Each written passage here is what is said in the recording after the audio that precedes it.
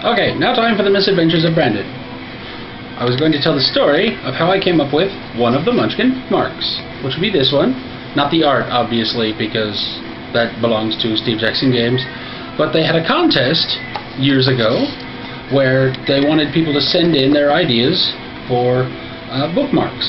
Bookmarks are promotional pieces of goodness that they send out and add with orders to Warehouse 23. Shout out to Warehouse 23. And they have wild and wacky rules on them. So they had a contest, send in your rules, and we'll see if we make it. I had come up with a Munchkin set earlier on, before Munchkin Impossible came out, which we called 00 Munchkin. We wrote up a bunch of cards for it, and we had a pretty good time with it. It seemed to mix pretty well. Then they came out with their own, and I just kind of forgot about mine. However, my good friend Rob came up with the name for a card, and he didn't know what kind of rule to put behind it, and he called it Her Majesty's Secret Circus. So I took that, and I rolled it around for a while, and I came up with a wacky rule. It did a whole bunch of random stuff, and therefore I submitted that as my submission for the bookmark contest. Time went by, nothing really happened, so I just figured they didn't like it. A few months roll by, I'm looking around on eBay, and I see my bookmark for sale. Somebody had acquired one and was selling it on eBay, and I'm like, wait a minute, I came up with that. So I called Steve Jackson Games, which has a phone number and everything, and I talked to a very nice person who said that Phil Reed, the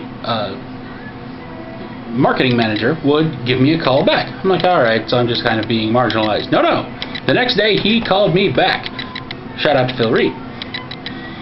And he told me that they had lost the information of the people who had submitted to the bookmark contest, and they liked the submissions, and he was profusely sorry, and he wanted to send me some swag. I'm like, alright, so I gave him my address, everything was great.